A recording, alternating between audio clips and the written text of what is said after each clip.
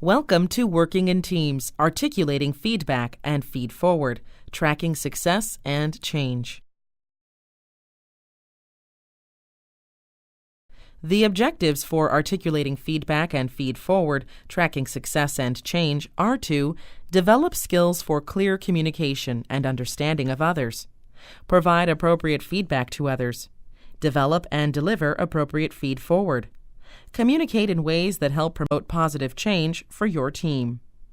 The ability to communicate clearly with others is fundamental to providing appropriate feedback and feedforward.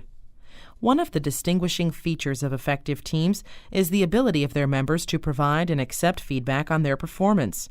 High-performance teams also exhibit the use of feedforward. Both of these methods for dealing with information will be introduced in this unit. You will be provided an opportunity to incorporate these methods into your personal ability to deal with performance information. Your ability to both provide feedback and feed forward information to others will aid in your personal development as a competent and capable member of a health IT team. Communicating for results includes the ability to actively listen, to use assertive communication behaviors, and to use strong I statements. We will look at each of these areas in greater detail. Let's start with listening skills. A great leader is an active listener. Many people overlook the value that listening brings to interpersonal or group dynamics, but good leaders find this skill critical. A good listener hears and respects others' opinions and perspectives, and this respect engenders loyalty and trust. People who feel heard by their leaders are more likely to participate and contribute more fully to the team. Active listening is hard work. Interestingly, studies show that most people only remember about 25 to 50% of what they hear. So after a 10-minute speech, the typical listener would only remember 2.5 to 5 minutes of what the speaker has said. Let's hope it's the important percentage, or that speaker's message is lost. How can we improve those numbers? Part of it has to do with delivering our comments in a way that is engaging and interesting. The other part has to do with improving our listening skills, both as listeners and leaders. Part of being a good listener means not losing your team members' ideas or concerns. Take the time to focus on people as they speak. Listen carefully to their words, but also make eye contact and observe their body language. What are they really saying? As a team member, your ability to listen, to really listen, will help you to avoid conflict and misunderstandings, which is really necessary for effective teamwork. Good communicators know themselves and are able to unpack their emotions instead of exhibiting a knee-jerk reaction. By understanding yourself and listening well, you're better able to understand what others are saying and to provide them the kind of feedback and feed forward that is helpful to the team and to the individual. What are some strategies to help you focus and concentrate during a communication exchange? It is hard work to filter out the unnecessary, but that is required in order for you to hear the real message. Try to eliminate background distractions, turn off music, shut down the computer, put the cell phone on vibrate. You do not have to understand every word the speaker is saying to understand the gist of the content. Do not be afraid to ask the speaker to repeat. Alternatively, you can repeat the words silently to yourself as a way to plant the essence of the conversation in your mind. Sometimes taking notes will help. All in all, the goal is to improve your listening skills. Without good listening skills, can someone truly hear? Let's talk about how we can all improve our listening skills. We start with these 5 specific skills: focusing on the speaker, communicating your attention, confirming and restating the message, avoiding judgment, reacting appropriately. On the subsequent slides, we will go into greater detail on each of these 5 points. Focus on the speaker. Pay careful attention to your speaker's words and nonverbal body language, and confirm that you have received the message. How can you do that? Start by looking at the speaker directly and putting aside distracting thoughts. Listen and focus. Don't be spending your mental cycles thinking of a way to rebut. Easier said than done, but you must train yourself to not be distracted by environmental factors. Listen not only to what is being said, but what is being revealed by the speaker's body language. Common courtesy dictates that side conversations are impolite. In regards to active listening, you cannot listen to two things once. Focus on the speaker. Communicate your attention. Show that you are listening through eye contact, nonverbal language, and gestures. Make sure that the other person is quite aware that you are clearly involved with what he is saying. Smile, nod, assume an open posture, meaning don't sit there with your arms crossed over your chest. Encourage the speaker to continue with words like yes or uh-huh. Confirm and restate the message received. Clarify what you heard. Often, our own experiences and opinions can distort a message. We sometimes hear what we want or expect to hear, not the message that is actually being verbalized. To prevent this kind of confusion, review what you have heard, ask questions, and restate it in your own words to confirm that you both understand the message. What I'm hearing is, and sounds like you are saying, are great ways to reflect back. Ask questions to clarify certain points. What do you mean when you say, "Is this what you mean?" Summarize the speaker's comments periodically. Sometimes another person's experience can move us emotionally. Coming back to understanding yourself, getting a grip on your own feelings, sharing your reaction, and asking questions may help to enhance the communication. Avoid judgment. Active listening means receiving a message, not delivering an opinion. Judging only alienates the speaker and distorts the real message. Let the speaker finish. Do not interrupt with counter-arguments. If you don't agree, respectfully offer your opinion and calmly discuss. React appropriately. Active listening should convey respect and appreciation for the valuable information that you have received. Responding negatively to the speaker's experience only creates friction instead of empathy. Assert your opinions respectfully and treat the other person as he or she would want to be treated. Active listening requires hard work. Often focused on our own thoughts and concerns, we can find it easy to zone out on other people's words. But with careful concentration and determination, you can retrain yourself to become an active listener. Think carefully about your listening process. Do you fidget or daydream while others are speaking? Remember that you want to understand the speaker's message and quiet your mind and body to better focus on the words expressed. Be curious and thoughtful, and restate your understanding of the message. Active listening can help you communicate more effectively, which can ultimately improve the outcomes of your team's efforts. It takes concentration and determination to be an active listener. Be deliberate with your listening and remind yourself constantly that your goal is to truly hear what the other person is saying. Start using active listening today to become a better communicator and improve the performance of your team.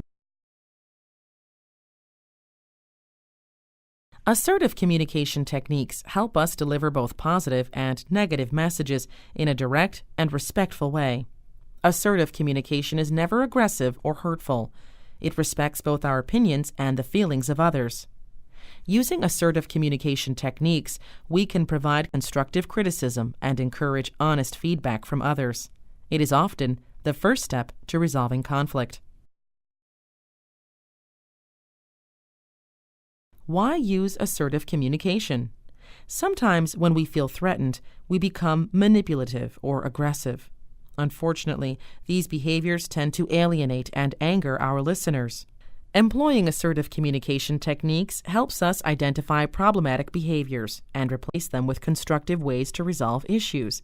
Rather than trying to control others' actions, changing our own responses can encourage an honest, helpful exchange among all parties.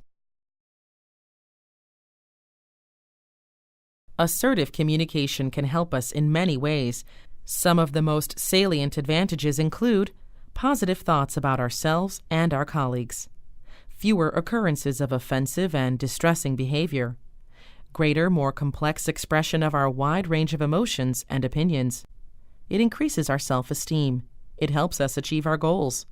It minimizes hurting and alienating other people, and it helps to reduce anxiety.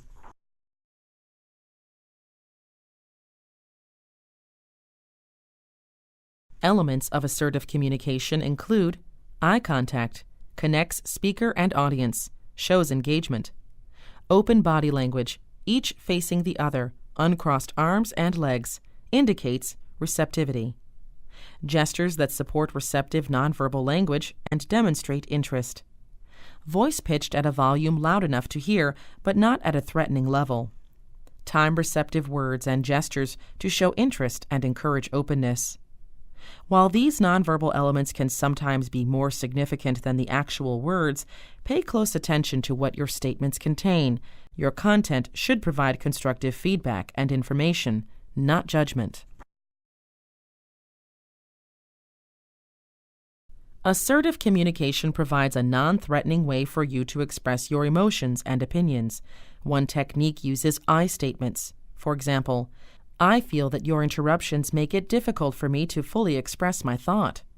I statements focus on your feelings, offer perspective, and demonstrate the cause and effect of behavior. It is best to stick with honestly stating how it affects you personally. Attributing it to others is not as effective. For instance, if you say, "Others find this disruptive," then the recipient may wonder who else feels this way and question why the others did not voice the concern directly. Stick with your personal perception. Avoid accusations or judgments. If I statements are open, honest, and non-threatening, they will strengthen the relationship by encouraging trust. Interwoven in here, of course, is that concept of self-awareness that we have discussed earlier. A person with heightened self-awareness will take this as constructive, understand that the goal is not to belittle someone, but to strengthen team communication. Strong I statements have three specific elements. They focus on a behavior, they reflect a feeling, and they identify the consequence of the behavior on you personally. As reflected on the slide, the behavior element in the sentence is your interruptions. The feeling dimension in the sentence is I feel, and the tangible effect is that the behavior makes it difficult for me to fully express my thought. Practice this skill, especially in regards to your own self-awareness and personal growth. Providing feedback is another skill that requires work and perfecting. Many of us have had experiences with feedback sessions that did not go as well as they could have, or that the real message of improvement and perfecting gets lost in emotional responses. This is why it is strongly suggested that formalized constructive feedback techniques be used instead of simply praise and criticism. Constructive feedback is based on what has been seen or observed. It is information specific and is focused on an issue. Constructive feedback can be positive or negative and directed toward improvement. There is a very important balance to be struck between constructive praise and an appearance of it is never good enough. For example, when providing positive constructive feedback, point out the aspects that contributed to the cause, such as, your ability to relate to the CEO was excellent. These are skills that we need to develop further. What should be avoided is positive feedback that rings hollow, such as, I am so pleased that you increased the efficiency of medication delivery by 30%. I just wish we could have gotten to 50%. That is an example of false praise. With that said, we could turn that statement into constructive negative feedback, such as, Jennifer, your performance on the project was very good. We have seen an efficiency gain of 30% in medication delivery. As you know, however, our goal was 50%. While we have made progress, we still have a way to go. I want you to keep up the steady forward progress, and I would like to hear your strategy for further work toward the goal. How about providing effective feedback in the workplace or in regards to an entire team? Are the techniques different than in the one-on-one situation? Is an I statement still appropriate? To begin, while it is important that we understand feedback as an element of teamwork, it's also influenced by the culture of the workplace. Not understanding or appreciating the culture in which the team is operating can severely impact communication, not only within the team, but across interacting teams. How feedback is provided is extremely important. Feedback that is provided in a suboptimal fashion may result in negative consequences, such as misunderstanding, poor morale, and confusion. At worst, it can cause resentment and distrust. Aside from the techniques provided earlier about the traits of a good communicator and the difference between constructive feedback and praise criticism, we also note 3 additional points on the slide. Feedback should be timely, focused on the issue at hand, and only on the issue at hand. The third point is that feedback is a two-way street. There should be an exchange between the sender and the receiver, recalling that the overall goal is improvement. A good feedback session moves both members forward. Using an HIT team as an example, it's important to provide feedback during the course of the project, not after the project is complete or has moved on. A timely piece of feedback provided as the need arises at the moment of occurrence is much more powerful than waiting until the end. Feedback should be focused only on the issue at hand. Dredging up old issues is very inefficient and may actually serve to derail your efforts rather than propel them forward. If you are providing feedback to a team member, it may be beneficial for you to ask, "How could I do this better from my angle?" It is important when providing feedback to back compliments with specific examples and a reason. Be honest and specific. And as you provide compliments with a reason, make sure to also spell out any specific details of critical information or room for improvement to the individual that you are addressing. Also, provide some challenges for them as they will see it as an opportunity for improvement. In the HIT team scenario, it's important to leave time for feedback for team members to understand what went really well and what really didn't go well, and why. In short, a team debriefing. This empowers a team and builds unity as everyone realizes it really is one for all and all for one. One tool that has been used to help individuals to value the importance of feedback is what is known as the Johari window, so named for the first names of its 2 creators, Joseph Luft and Harold Ingham. This tool is helpful for discovering your own level of self-awareness and to assist with team cohesion and understanding. It is approached from appraisal of oneself and appraisal by others in the group. The window displays 4 quadrants and 2 dimensions. One dimension is what is known to self and known to others. The other dimension is what is not known to self and not known by others. By looking at the grid, note the upper right quadrant. It is labeled Arena, but it is also known as the free area. The goal of any team should be to develop and deepen this quadrant because this is the area where good communications and cooperation occur. As a good team begins to mature and become more open with each other, this quadrant expands, and that is a very positive thing. It means the team has normed and has moved into a comfortable and open working relationship. When a new member joins, the upper right quadrant is small because he has not reached that level where the team knows him and he knows the team. You can imagine that the other quadrants are areas where improvement can be sought. A blind spot in a team member is something that everyone else in the team knows about the person, but the person does not seem to know it.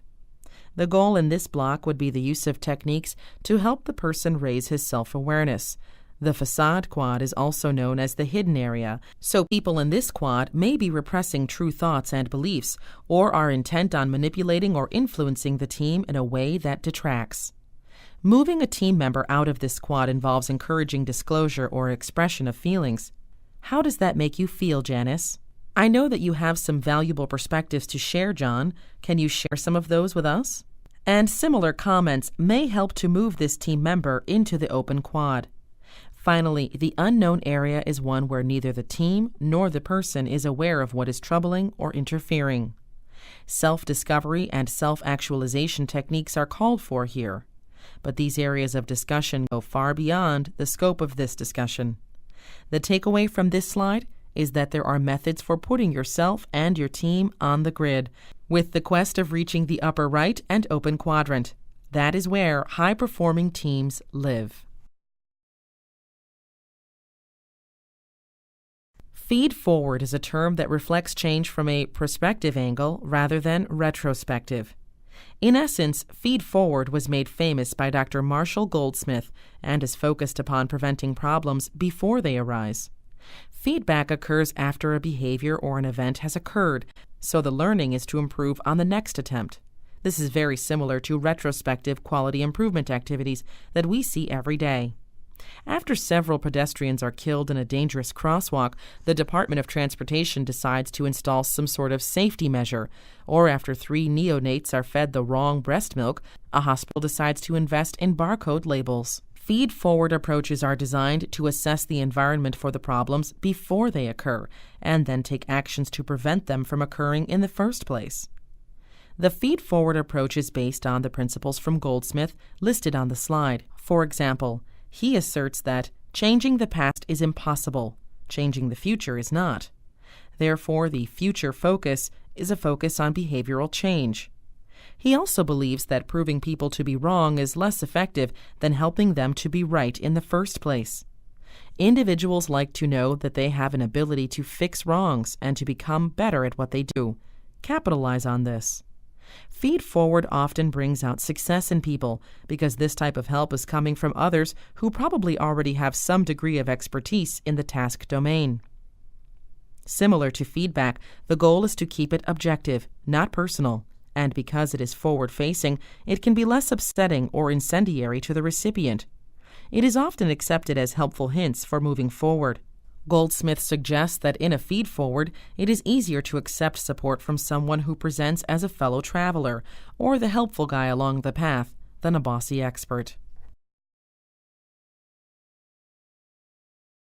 Why not try feed-forward instead of feedback? Feedback has been the traditional manner of producing information for individuals as we attempt to correct negative situations and increase the effectiveness and efficiency of our operations. Even though it has been the tradition, it is time to try to take a step into the future and provide much more relevant information for individuals and produce a situation where they can see that you are helping them to move into the future, more as a coach or as a development aid, instead of someone who is always critiquing from a negative standpoint. So why not move forward in a much more fun direction, in an open way, as we progress into the future, instead of always looking backwards? If you have the opportunity, visit the Marshall Goldsmith Library, where you can find a few free exercises in feed-forward techniques that may help you to really understand this concept.